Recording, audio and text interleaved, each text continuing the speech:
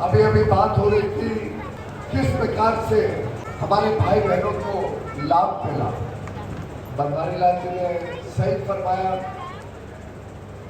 कि जो 220 करोड़ टीका लगे वैक्सीन और पूरी तरीके से मुफ्त। आप कल्पना करिए अगर प्रधानमंत्री जी ने ये वैक्सीन भारत में नहीं बनाया मेक इन इंडिया के तहत भारत में शोध करके रिसर्च करके खोज करके अपने वैक्सीन नहीं बनाए हो, साथ ही साथ जो विदेशी कंपनी के साथ भी करार कर भारत में वैक्सीन नहीं बनाया होता तो क्या आज कोविड की बीमारी के बाद हम सब यहाँ सुरक्षित बैठे होते और 220 करोड़ टीका वैक्सीन मुफ्त में लगाए, पूरी तरीके से मुफ्त 220 करोड़ और उसमें से 11 करोड़ 57 लाख सिर्फ और सिर्फ राजस्थान के लोगों ने मुफ्त में वैक्सीन का लाभ लिया। प्रधानमंत्री जी ने कोविड काल में अलग अलग प्रयोग किए जिससे व्यापारी उद्योग के क्षेत्र में भी नुकसान ना हो, उनका भी कारोबार चलता रहे। हमारे ठेले वालों के लिए भी योजना लाई गई जिससे ठेले वाले भी जो छोटे छोटे काम करके अपना जीवन व्यतीत करते हैं उनको स्वनिधि योजना से लाभ मिल सके।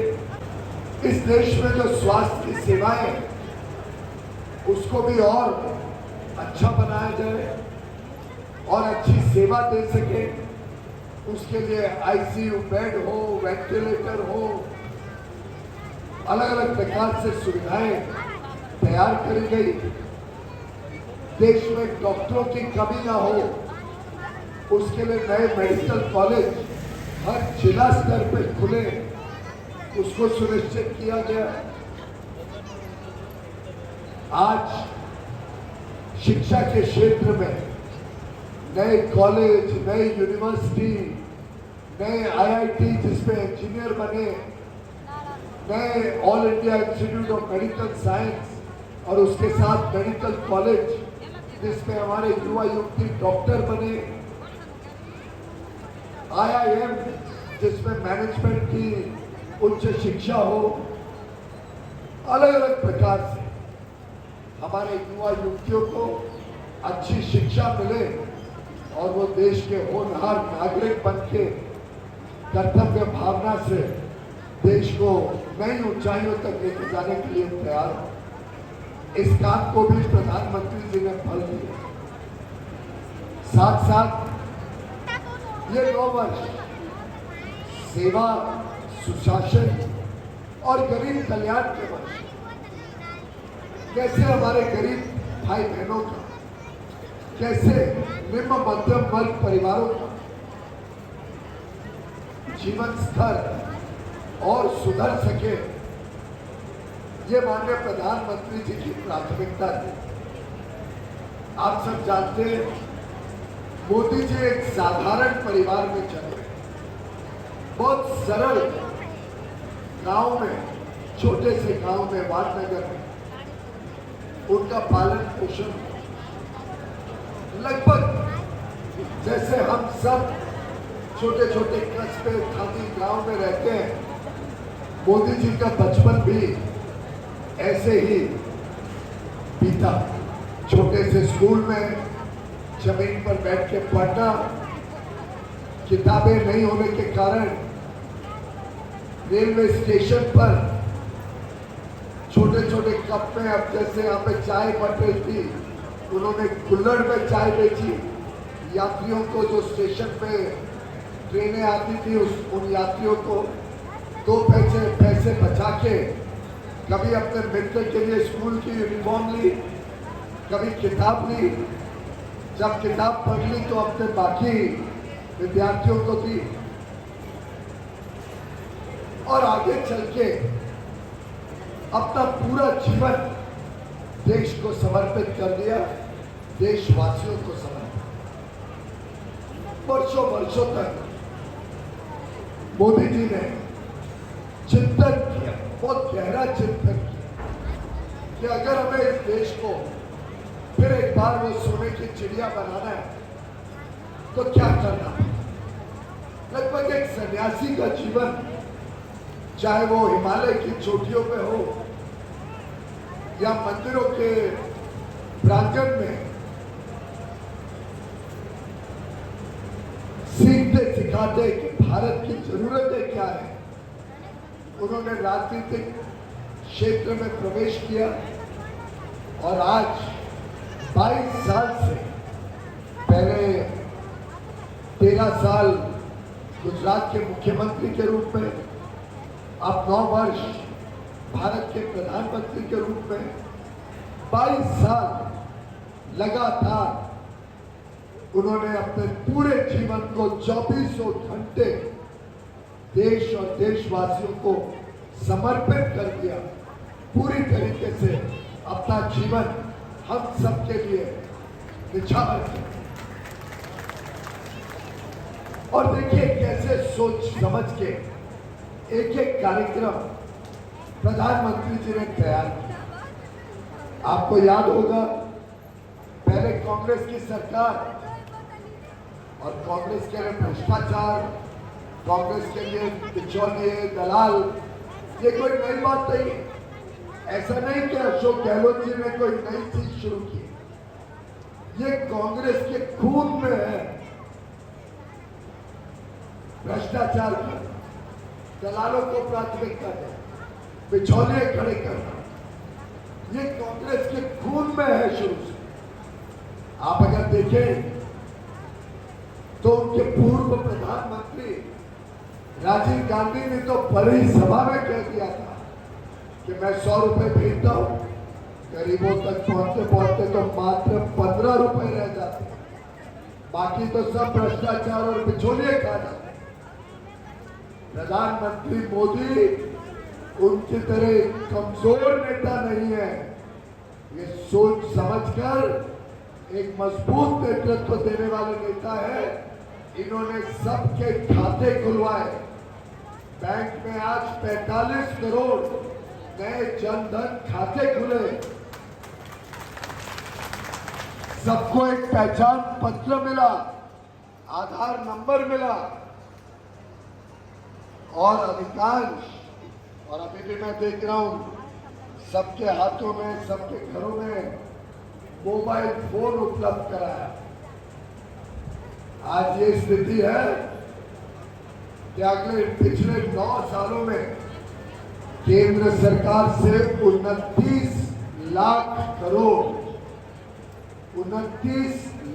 करोड़ रुपए सीधे बैंक के खाते में हमारे गरीब भाई बहन, हमारे दिव्यांग, हमारी वृद्ध महिलाएं, हमारे विद्यार्थी, इन सबके खाते में सीधा 29 लाख करोड़ रुपए पहुंचे बिना 1 रुपए के भ्रष्टाचार के। कोई दलाल नहीं, कोई भ्रष्टाचार नहीं।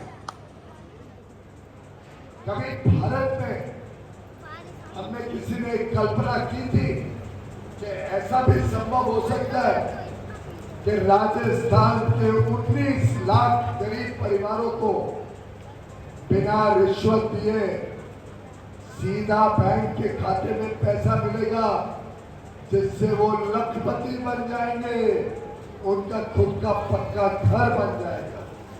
कभी आप में से किसी ने सोचा था केंद्र सरकार से आज लगभग 4 करोड़ गरीब परिवारों को देश भर में मुफ्त में घर मिला।